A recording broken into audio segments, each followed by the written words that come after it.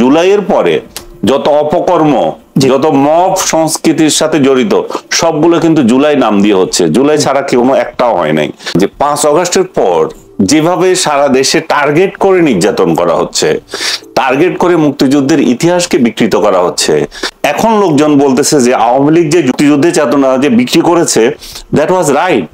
কারণ এখন দেখা যাচ্ছে যে 5 আগস্টের পরে দেখা যাচ্ছে যে আওয়ামী লীগ ছাড়া মুক্তিযুদ্ধের চেতনা নিয়ে কেউ কথাও বলে না। আশ্চর্য হচ্ছে আমাকে কেন হত্যা করা হয়নি, যেটা আমাকে কেন গ্রেপ্তার করা হয়নি, আমি কিভাবে বেঁচে আছি, যেটা নিউ ইয়র্কে পলাতক একটা ইউটিউবার প্রতিদিন এগুলো বলে বেড়ায়। আমি জানি না তার সাথে কিভাবে এই সুর মিলে গেল। সে প্রতিদিন ভিডিও বানায়। আনিস আলমগীর কেন এখনো বেঁচে আছে, তাকে হত্যা করা হয় না কেন? ফুয়াদ একজন রাজনীতিবিদ হিসাবে যে বঙ্গবন্ধুকে নিয়ে যেগুলো বলছেন এগুলো খুবই শিশু সুলভ কথাবার্তা। যে বঙ্গবন্ধু স্বাধীনতা চান নাই, যে লোক জীবনের সিংহভাগ কাটিয়ে দিলেন এই দেশকে স্বাধীন করার জন্য, তিনি স্বাধীনতা চান নাই। উনি ওই রাতে পালিয়ে গেছেন। ওই রাতে উনি খুব ভালো করেই জানেন যে আর্মিরা কাকে চায়। আর্মিরা যদি উনাকে না পায় এদেশে কেমন ম্যাসাকার করবে ওনার বলা বহুবার বলেছেন। আমি তাদের আমাকে করেছে বলছে আমাকে ওরা ওদের টার্গেট আমি যখন ধরা পড়বো তখন আর বিষয় না। আর উনি যদি পালিয়ে যেতেন তাহলে পাকিস্তানে এই ন্যারেটিভ তৈরি করতে যে দেখো ভারত এটা করছে, ভারত থেকে আমাদের এই হচ্ছে মুজিব হচ্ছে ভারতের চর, এইভাবে যেটা এখনো এরাও বলে মুজিব হচ্ছে ভারতের চর। এভাবে এরাও এখনো মানে দুঃখে ফেটে যায়, ওদের কলজা ফেটে যায় যে কিভাবে সোনার পাকিস্তান থেকে আমরা পাকিস্তান থেকে আমরা আলাদা হয়ে গেলাম। সে এদের এরা এই যে যারা 2.0 স্বাধীনতা, তো এইটা নিয়ে নতুন করে কিছু বলার নাই। শুধু আমি একটা সংশোধনী দিতে চাই ওয়াদকে নিজে জানার জন্য। এই যে 71 এই যে 25শে মার্চের রাতে বঙ্গবন্ধু যে স্বাধীনতার ঘোষণা দিয়েছেন, এটা আমার ফ্যামিলি সাক্ষী, অন্য কেউ না। আমার চাচা উনি চিটং ছাত্রলীগের নেতা বখতিয়ার উদ্দিন চৌধুরী, উনার নেতা হচ্ছেন জহুর আহমেদ চৌধুরী। রাত 12টার পরে তারা মাইকিং করেছেন রিক্সা নিয়ে, বলে যে তোমরা যাও বঙ্গবন্ধু স্বাধীনতা ঘোষণা করেছে। এটা রাত 12টার পরে এটা তারা সারা চিটং শহরে মাইকিং করেছে, বঙ্গবন্ধু স্বাধীনতার ঘোষণা দিয়েছেন। এখন এটা কিভাবে দিয়েছেন, এটি ওহি থেকে পাইছেন না পাইছেন সেগুলো আমি জানি না, বাট উনি দিয়েছেন। এবং পরের দিনের ইন্টারন্যাশনাল পত্রিকাগুলোতে বঙ্গবন্ধু স্বাধীনতা ঘোষণা দিয়েছেন, এগুলো তো আছে, এগুলো তো ডকুমেন্টেড। এগুলো নিয়ে তর্ক করার সময় ব্যয় করা। তাজউদ্দিন আহমেদের ডায়েরি তো, তাজউদ্দিনের ডায়েরি কি না আছে, কে কিভাবে প্রকাশ করছে, তাজউদ্দিনের কি, সেটা নিয়ে আমি ইয়ে করবো না। আমি যেগুলো আমি দেখছি আমারগুলো আমি দেখছি, আমি আমারগুলো বলতেছি, আমার ব্যক্তিগত অভিজ্ঞতা থেকে বলছি, আমার সংবাদপত্রের ইতিহাস থেকে বলছি। কার ডায়েরিতে কে কি গল্প লিখলো সেটাতে আমি যাচ্ছি না। আরেকটা হচ্ছে যে আমি যেটা বলতেছে যে আর আইন শৃঙ্খলা পরিস্থিতি আমাদের মানে ও বলছে যে এমন পরিস্থিতি তৈরি হয়েছে যে মানে শেখ হাসিনা, মানে শুনলে মনে হয় যেন শেখ হাসিনা গত কত বছরে এই দেশটাকে ধ্বংস করে দিয়েছে, কিছুই করে নাই। আমাদের যে এই সরকারের অনেক উপদেষ্টা যে বলে আমরা এটা পেয়েছি, আমাদের এটা ভিত্তি এত স্ট্রং, আমাদের অর্থনৈতিক ভিত্তি এত স্ট্রং, আমাদের ওই অর্থ উপদেষ্টা বারবার বলে থাকেন, মনে হয় যেন এগুলা মিছা কথা। এবং ডক্টর ইউনূস ধ্বংসস্তূপ থেকে উনি 71-এর স্বাধীনতা যুদ্ধের পরে মানে 72-এ ক্ষমতা নিয়েছেন, ক্ষমতা নিয়ে এখন এমন একটা বানাচ্ছেন যে কিছু, এই দেশটা কিছুই ছিল না, আর্মি ছিল না, ইয়ে ছিল না, উনি বানাচ্ছেন সবকিছু, তাতে হয়ে গেছে। আমরা যেটা ছিল সেটাই চাচ্ছি এখন, এর আগে যেটা ছিল জনগণ সেটাই চাচ্ছে। এর আগে যে আইন শৃঙ্খলা পরিস্থিতি যা ছিল, বাজার করে যে বাজার থেকে খেতে পারছে সেটাই চাচ্ছে। এর আগে যে পরিস্থিতি ছিল নিজের বাড়িতে শান্তিপূর্ণ ঘুমানোর যে অধিকার সেটাই চাচ্ছে। আমরা এই সরকার যদি কিছু কাজ করে থাকে, গুম এবং খুন তো হচ্ছে, অহরহ হচ্ছে, গুমের যে বিষয়টা ছিল, গুম কালচার, যেটা যে আয়নাঘর কালচার, এটা ছাড়া এবং ক্রস ফায়ার, দুই একটা হয়েছে ক্রস ফায়ার এবং গুম ছাড়া এই সরকারের আর কোনো দৃশ্যমান কোনো কাজ নাই। ধ্বংস কত প্রকার এবং কি এই সরকারের আমলে মানুষ উপলব্ধি করছে। সমাজকে যে টুকরা করে দিয়েছে, একজনের ভাই লাগাচ্ছে, রাজনৈতিক ঘরে রাজনীতি লাগিয়ে দিয়েছে, এই সরকারই সব করেছে। এখন এই বলছিলেন যে গতকালও একটা অর্গানাইজেশন দিয়েছে যে 78% তার সরকারের মানে প্রশংসায় মানুষ উচ্ছ্বসিত। ওই অর্গানাইজেশনের একজনের সাথে কথা হয়েছে, আমার ভাইয়ের কথা হয়েছে, তারা বলছে যে প্রথম আলো তাদের এই রিপোর্ট যেটা, সেটাকে বিকৃত, তারা বুঝেই নাই এটা কিভাবে উপস্থাপন করেছে, সেটাতে একটা ইয়ে হচ্ছে, মানে ভুয়া বলে তারা ভুল তথ্য, মানে কিভাবে জরিপ ইয়ে করতে হয় সেই বিশ্লেষণ তারা করতে পারে না, সেই কারণে এটা হয়েছে। আরেকটা বিষয় হচ্ছে যে এত হাস্যকর, আমি ওইটাকে আরো বলবো যে সেটা প্রেস সচিবকে পাশে নিয়ে ঘোষণা করছে। প্রেস সচিবকে পাশে নিয়ে যখন এই সরকারের গুণগান গাইবে কেউ বা একটা অর্গানাইজেশন জরিপ ইয়ে করবে, তাদের বুঝতে হবে যে এগুলার কোথায় অরিজিনাল, এদের প্রাণ ভ্রমরা কোথায় এবং কেন এগুলা করতেছে। বাংলাদেশের আইন শৃঙ্খলা যখন এই পরিস্থিতিতে, এবং বলছে যে আমাদের রিজার্ভ আছে কিন্তু আমাদের ইনভেস্টমেন্ট হচ্ছে না, বাইরে থেকে আসছে না, বাইরেরটা বাদ দেন রে ভাই, আপনার আশেপাশে আপনি জিজ্ঞেস করেন যে আপনার বন্ধু বান্ধব যারা আছে তারা ইনভেস্ট করছে কিনা, তারা তো করছে না। কেন করবে? কারণ সে তো নিরাপত্তা পাচ্ছে না। ওইখানে তো চাঁদাবাজরা যাচ্ছে, ওখানে বিএনপি চাঁদাবাজ যাচ্ছে, জামাতের চাঁদাবাজরা যাচ্ছে, অন্য এনসিপি চাঁদাবাজরা যাচ্ছে। এত চাঁদাবাজকে দিয়ে তো সে ব্যবসা করতে পারবে না। আগে তো একটা চাঁদাবাজির একটা কোটা আছে যে আমি কত পার্সেন্ট চাঁদা দেব, এখন তো 3 গ্রুপ আসতেছে, তারপরে এক দলেরও আবার 3 গ্রুপ যায়। আমি কথা বলতেছি বলে যে ভাই বিএনপি থেকেই যায় 3 গ্রুপ, কারে চাঁদা দেব, কিভাবে করতে? এখন ইনভেস্টমেন্ট না করে তারা এইভাবে বসে আছে, এই জন্যই বসে আছে। এই জন্যই আমরা চাচ্ছি যে যেই দলই আসুক, একটা ফেব্রুয়ারিতে যে আপনারা নির্বাচনের তালবাহানা করেন না, ফেব্রুয়ারিতে নির্বাচনটা দিয়ে দেন, ডক্টর ইউনূসকে সহায়তা করেন যে একটা নির্বাচন দিয়ে একটা নির্বাচিত সরকার আসুক, দেশের মধ্যে একটা শান্তি যাতে আমরা চাই। আমরা চাই যে যেই রাজনৈতিক দলকে জনগণ পছন্দ করে, সেটা যেই আদর্শের হয়ে থাকুক, জনগণের ভোটে আসবে তারা, কিন্তু আপনারা নিশ্চিত করেন যে ভোটটা যাতে ফেয়ার হয়। এখন কি জুলাই যোদ্ধাদের মধ্যে কি জুলাই চেতনার কাজটা বেশি করছে, নাকি আসলে কোনো কারণে পরিস্থিতি চেঞ্জ হওয়ার কারণে, বা আমরা আগে দেখেছি মুক্তিযুদ্ধের চেতনা, এই চেতনা নিয়ে অনেকে এই কাজগুলো করতো, এখন কি জুলাই যোদ্ধাদের চেতনা বেড়ে গেছে কিনা? ধন্যবাদ। প্রশ্ন হচ্ছে যে একটা জিনিস আসলে খুব অর্কেস্ট্রেটেড ওয়েতে ব্যবসা আকারে কেনাবেচা হচ্ছে কিনা সেটা বলবার জন্য হচ্ছে যে আপনার একটা পারসিস্টেন্ট এফোর্ট দেখাইতে হবে, যে একটা জনগোষ্ঠী কন্টিনিউয়াসলি এইটা নিয়ে কবিতা লিখতেছে, গান লিখতেছে, আবৃত্তি করতেছে, নাটক সিনেমা বানাইতেছে, বুদ্ধিজীবীরা টক শোতে এগুলো নিয়ে কথা বলছে। এইরকম একটা অর্কেস্ট্রেটেড এফোর্ট আছে কিনা 24কে নিয়ে কেনাবেচা করবার, 24কে নিয়ে ব্যবসা বাণিজ্য করবার, 24কে ঘিরে পুঁজি তৈরি করার এবং টাকার মালিক হওয়ার, সেটা তো আমরা দেখতে পাচ্ছি না। যেটা আমরা আওয়ামী লীগের আমলে 71কে নিয়ে দেখেছি, 71 ব্যবসা। তো সেই জায়গাতে আমার কাছে মনে হয়েছে এগুলো খুবই বিচ্ছিন্ন ঘটনা, বাট স্টিল এই ব্যাপারগুলোতে আমাদের কালেকটিভলি সবাইকে বলতে হবে যে কোনো চেতনা ব্যবসার রাজনীতি বাংলাদেশে চলবে না। যে কাজটা ন্যায় সেটার জন্য আপনি কথা বলবেন, যেটা অন্যায় সেটার বিরুদ্ধে কথা বলবেন। আনিস ভাইয়ের কথা শুনতে শুনতে মনে হচ্ছিল যে আমি মনে হয় এখনো আওয়ামী লীগ আমলে বাস করছি, এখনো সম্ভবত হাসিনা দেশ চালাচ্ছে, আমরা কথা বলতে ভয় পাচ্ছি।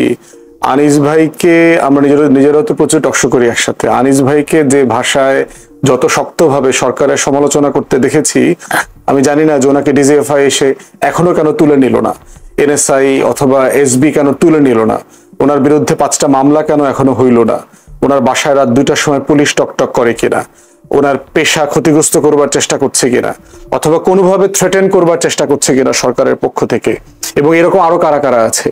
এটা আমরাও বুঝতে চাই যে আসলেই উনি যেটা বলছেন এর সাথে আমি একমত না, কিন্তু প্রশ্ন হচ্ছে বলার অধিকার থেকে যাদেরকে তুলে নেওয়া হয়েছে তিনি অভিযোগ করেছেন। না, এটা তো প্রশ্ন হচ্ছে যে ওই যিনি টিচার, যে ঢাকা ইউনিভার্সিটির আইনের টিচার, তিনি সাডেনলি এই জুলাই আগস্ট মাসে এসে বুঝলেন যে বাংলাদেশে সংবিধান লঙ্ঘিত হচ্ছে, সংবিধানের অনেক ক্ষয়ক্ষতি হচ্ছে, সংবিধান থাকবে না। উনি 16 বছরে এতগুলো জাতীয় নির্বাচন, স্থানীয় নির্বাচন ম্যানিপুলেশনের সময় ওনার মাথায় কি এটা আসে নাই যে বাংলাদেশে সংবিধান ক্ষুণ্ণ হচ্ছে? বাংলাদেশে 800 আয়নাঘর হবার পরে কি ওই লতিফ সিদ্দিকী, জেরাই খান পান্না, এই যে মুক্তিযুদ্ধ ব্যবসায়ীরা আছে, প্রফেসর কার্জন, তাদের মাথায় কি কখনো আসে নাই যে আমাদের মানবাধিকার লঙ্ঘিত হচ্ছে? গুম, খুন, হত্যা, গণহত্যার পর গণহত্যা হয়েছে গত 16 বছর, massacre after massacre, genocide after genocide হয়েছে। ওনাদের তখন কি মনে হয় নাই যে বাংলাদেশে সংবিধান লঙ্ঘিত হচ্ছে? ওনাদের মনে হয় নাই যে ক্ষমতার উৎস জনগণ বলবার পরেও বাংলাদেশে সেই জনগণকে আওয়ামী চেতনা দ্বারা আবৃত্ত করে রাখা হয়েছে। ওনাদের মনে হয় নাই যে শত শত বিলিয়ন ডলার প্রতি বছর লুটপাট হচ্ছে কিন্তু সংবিধান লঙ্ঘিত হচ্ছে, ওদের কাছে মনে হয় নাই। সাডেনলি কেন গত জুলাই আগস্টে এসে ওনাদের মনে হইতেছে যে আমাদের তো এই সংবিধান নাই, সংবিধান লঙ্ঘিত হচ্ছে, অত কিছু একটা করা দরকার। প্রশ্ন হচ্ছে এইটা হইলো প্রপার চেতনা ব্যবসা, এবং চেতনা ব্যবসা করে নগদে তারা ধরা খাইছে। ব্যবসাটা করতে গিয়ে ভুল টাইমে ব্যবসাটা করছে, এমন একটা সময় এই ব্যবসায় পুঁজি ইনভেস্ট করছে যেই সময় এই ব্যবসাতে ভাটা চলতেছে, জোয়ারের জমানাতে ছিল না। এবং এরা সবাই কোনো না কোনো ফর্মে কিন্তু গত রেজিমের বেনিফিশিয়ারি, ডাইরেক্টলি ইনডাইরেক্টলি কোনো না কোনো ফর্মে। বলেন এই লতিফ সিদ্দিকী, উনি তো এই সরকারের এমপি মন্ত্রীও ছিলেন, চাকরি চলে গেছে, যদি বলা হয় এক কারণে চাকরি গেছে, আসলে চাকরি গেছে অন্য কারণে। জয়ের সমালোচনা করছে, জয়ের লুটপাট নিয়ে কথা বলছে। তাহলে এই বেনিফিশিয়ারিরা সাডেনলি যে ব্যবসায়ী করছে, আপনি রংপুরের যে ঘটনাটা বললেন সেটার সাথে যদি এই ঘটনাটা মিলান, আগের ঘটনাটা হইলো প্রপার চেতনা ব্যবসা ৭১-এর, আর এই ঘটনাটা হলো একটা বিচ্ছিন্ন ঘটনা। কিন্তু আইন শৃঙ্খলা বাহিনী তাদের বিষয়টাকে আইনগতভাবেই মানে অ্যাড্রেস করতে হবে। আইন যেন কোনোভাবে লঙ্ঘিত না হয়, কারণ অধিকার যদি কোনোভাবে লঙ্ঘিত হয়ে থাকে, সেই বিচার, সেই ব্যবসাগুলো যেন, ব্যবসার পাশাপাশি বিচারটা যেন রাষ্ট্র ইনশিওর করে, ওইটা আমরা চাইবো। আমরা একটা প্রশ্ন করি মিস্টার ফুয়াদ, সেটা হচ্ছে জুলাই আন্দোলনে যারা ছিলেন এবং তারা যে স্বপ্ন দেখেছেন, যারা দেশের মানুষকে যে স্বপ্ন দেখানো হয়েছিল, এখন যে পরিবেশ পরিস্থিতি, আইন শৃঙ্খলা বলেন, এই যে মব তৈরি করে মাজার ভাঙা থেকে শুরু করে সবকিছু, এখন আনিস আলমগীর ঠিক একই কথা বলছেন যে যারা আন্দোলন করেন তারা এখন ফ্রাস্ট্রেশনে ভুগছেন, তারা বলছেন আন্দোলন করা ঠিক হয়নি। আপনি কি বলবেন? না, এটা মনে করলে তো সারা দেশের মানুষ আবার নেমে আসতো। গত বছর যারা আন্দোলন করেছে, বর্ষপূর্তি পালন করলো, সাডেনলি যদি দেশের মানুষের মনে হয়ে থাকে যে না, আন্দোলন করে তো আমাদের কিছু আশা পূরণ হয় নাই, তারা লাখে লাখে কোটিতে কোটিতে রাস্তায় নেমে আসুক, প্রতিবাদ জানাক। গতকালকে আপনি একটা জরিপ দেখেছেন, ইনোভেশন একটা জরিপ করেছে, সেইখানে একটা মানে মানে ম্যাসিভ মেজরিটি বলেছে যে এই সরকারের উপর তাদের আস্থা আছে, তারা নির্বাচন চায়, ফেব্রুয়ারিতে নির্বাচন দেখতে চায়, ভোট দেখতে চায়। ওভারঅল এই সরকারের উপরে যে কনফিডেন্স লেভেল, সেইটা নষ্ট হওয়ার মতো কোনো ঘটনা ঘটে নাই এখন পর্যন্ত। প্রত্যাশা এমন একটা জায়গা, এটা একটা কন্টিনিউয়াস প্রসেস। আনিস ভাইদেরকে মাথায় রাখতে হবে, আওয়ামী লীগ গত 16 বছরে যা যা ধ্বংস করে দিয়ে গেছে, সাডেনলি 1 বছর 13 মাসে এসে তার প্রত্যেকটা ভবনকে উচ্চ স্কাইস্ক্রাইপার বানানো সম্ভব না, এটা প্র্যাকটিক্যাল না। কিন্তু প্রশ্ন হচ্ছে রুট ঠিক আছে কিনা, যাবার পথ ঠিক আছে কিনা, সেখানে এই যাবার জায়গাগুলোতে কোনো ভুলভ্রান্তি হচ্ছে কিনা, বাড়াবাড়ি হচ্ছে কিনা, সেটা নিয়ে কন্টিনিউয়াসলি আমাদের ক্রিটিক করতে হবে, কন্টিনিউয়াসলি সমালোচনা করতে হবে। কিন্তু আপনি যদি বলেন যে আমার আমার আমার আমার হাজার হাজার লক্ষ লক্ষ এমপ্লয়মেন্ট কেন হচ্ছে না, আপনি একটা ইকোনমিকে ধ্বংস করে মাটিতে মিশাই দিয়ে গেছেন, আর মিশানোর পরে আপনি দাবি করছেন যে কই আমার এখানে জব হচ্ছে না কেন।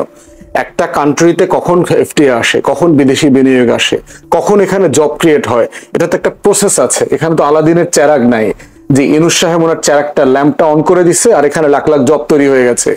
এইখানে কন্টিনিউয়াসলি গত 4 বছর ধরে এফডিআই মানে নাই, ক্লোজ টু জিরো।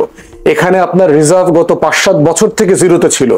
গত 4 বছর পরে প্রথমবার দেখলাম এই মাসে আমার রাষ্ট্রের ব্যালেন্স অফ পেমেন্ট দিতে, লেনদেন, বিদেশি দেনা পাওনা শোধ করতে তাকে স্ট্রাগল করতে হয়নি, তার সাফিসিয়েন্ট ফান্ড আছে। তাহলে এইরকম একটা জায়গায় আমি বিদেশি বিনিয়োগ কিভাবে আশা করবো, যেখানে গণতন্ত্র নাই, গুম খুনের স্বর্গরাজ্য হয়ে গেছে, আপনি বিরোধী দল নিশ্চিহ্ন করে দিয়েছেন, নির্বাচন ব্যবস্থা ধ্বংস করে দিয়েছেন, দেশে বিদেশে কারো টোটাল 40টা ব্যাংক রেড জোনে চলে গেছে। সেই আলাপটা না তুলে এসালমের সাথে, এসালম যে আমার পুরো ইন্ডাস্ট্রি ধ্বংস করে দিয়ে গেছে, সেই আলাপটা না তুলে আপনি যদি এখন আশা করেন যে এইগুলো থেকে এখন আমাদের ইনভেস্টমেন্ট হচ্ছে না কেন, টাকা তো আছে, ব্যাংকও বলছে সাফিসিয়েন্ট এলসি করবার মতো, ইনভেস্টরদেরকে দেওয়ার মতো টাকা আছে, কিন্তু ইনভেস্টর তো নাই। আপনার টোটাল প্রসেস তো ডিসরাপ্টেড হয়ে গেছে। টোটাল এই অলিগার্ক চোর, এই চোরেরা তো এখন ঘুরে বেড়াইতে পারছে না, তারা তো একটা মানে গা ঢাকা দিয়েছে, শেল্টার খুঁজতেছে। কদিন আগে দেখলাম যে বড় বড় আওয়ামী চোররাও দেখলাম বিভিন্ন মিটিং এ বড় বড় রাজনৈতিক দলের পাশে দাঁড়ায় দাঁড়ায় ফটো সেশন করছে। এইটা সময় লাগবে, কাজ করছে। আমি একটু যেতে চাই আবার আনিস আলমগীরের কাছে। আনিস আলমগীর, আমরা দেখেছি আসলে যখন মুক্তিযোদ্ধা, বিশেষ করে 5 আগস্টের পরে মুক্তিযোদ্ধাদের উপর হামলা হয়েছে, দেখেছি কাউকে জুতার মালা পরাতে দেখেছি কুমিল্লায়, সেদিকে নির্বাচন কমিশনার প্রধান তাকেও গলা জুতার মালা পরানোর ঘটনা দেখেছি। তখন আমরা বলতে শুনেছি বা সুশীল সমাজকে বলতে শুনেছি মুক্তিযোদ্ধাদের উপর একটা অপমান হচ্ছে, অত্যাচার করা হচ্ছে, মুক্তিযোদ্ধাদের সম্মানহানি করা হচ্ছে। কিন্তু আমার প্রশ্ন হলো যে 2014, 18, 24 সেই নির্বাচনগুলোতেও তো মুক্তিযোদ্ধারা ছিলেন, তারা নির্বাচিত হয়েছেন। তারা কি কখনো বলেছেন যে মুক্তিযোদ্ধারা এই কাজটা অন্যায়? ওরা দলগতভাবে হয়তো বলেনি, কারণ তাদের তো বড় ধরনের কোনো সংগঠন নাই। যে মুক্তিযোদ্ধা সংসদ যেটা আছে ওটা তো একটা দলীয় দালাল সংগঠন, আপনি নিশ্চয়ই জানেন। এটা বিএনপি আমলে বিএনপির গান গায়, আওয়ামী লীগ আমলে আওয়ামী লীগের গান গায়, এবং নেতৃত্ব তারা সেভাবে নির্বাচিত করে।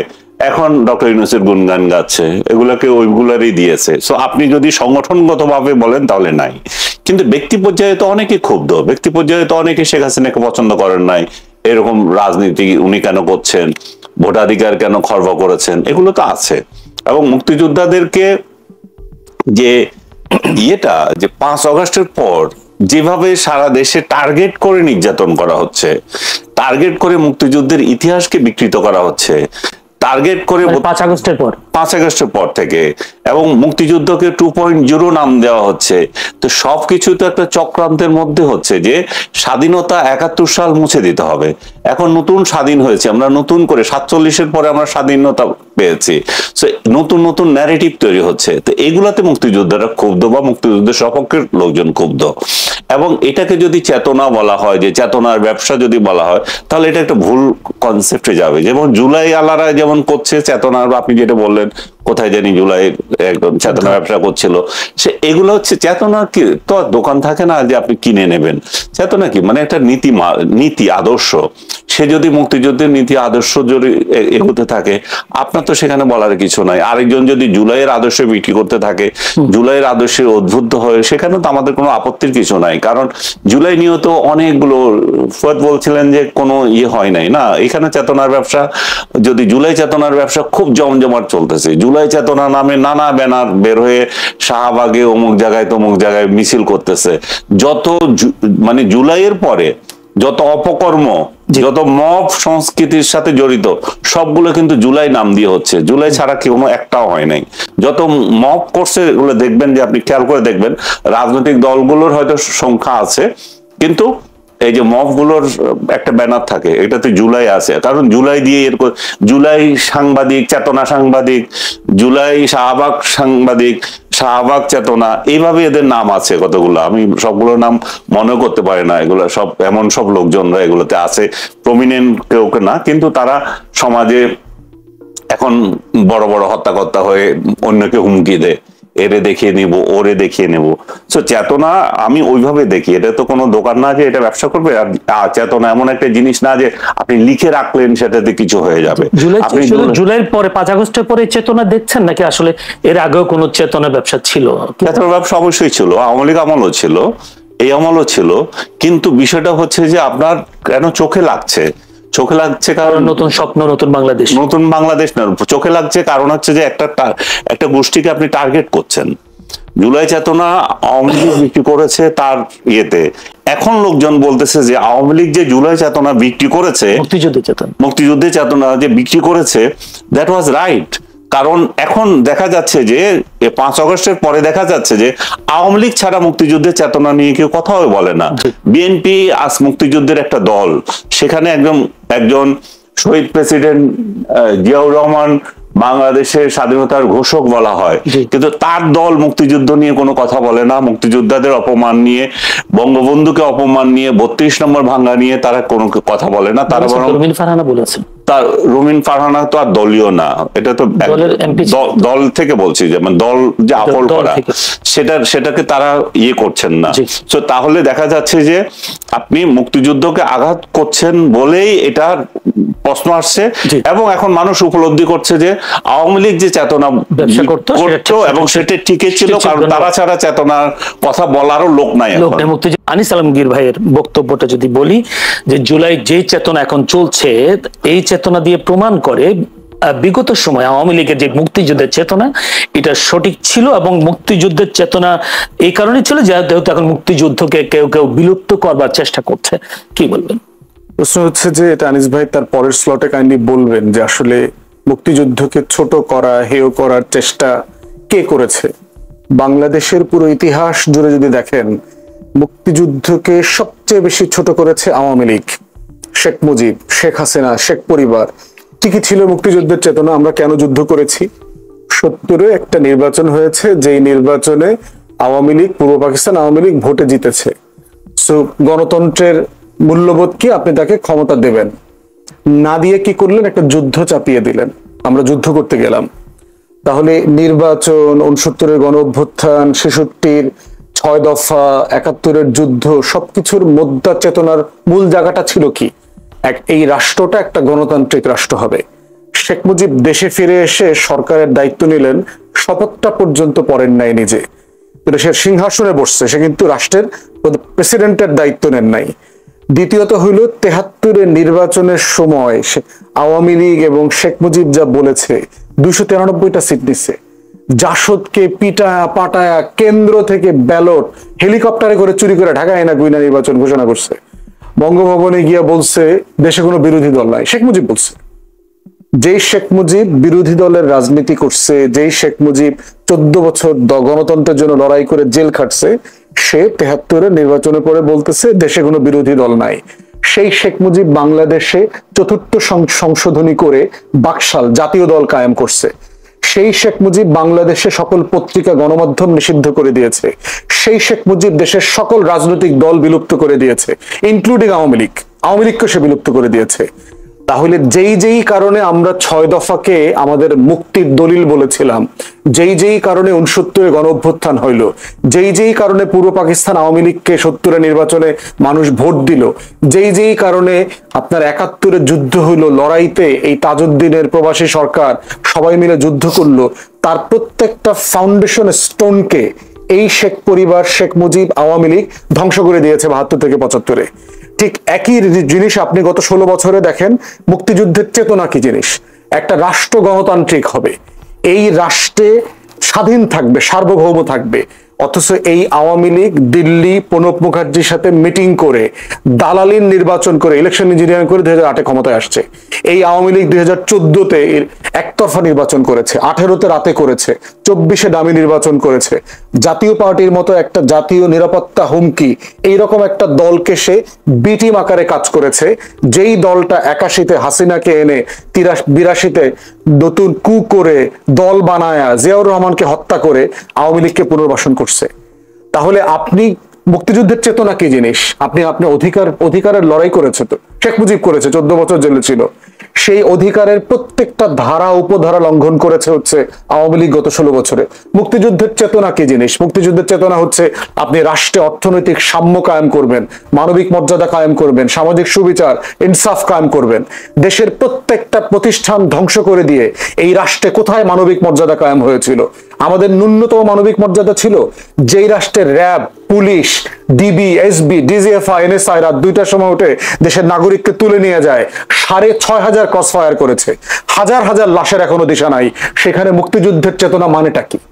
মুক্তিযুদ্ধের চেতনা মানে হচ্ছে আমার রাষ্ট্রটা সবার হবে।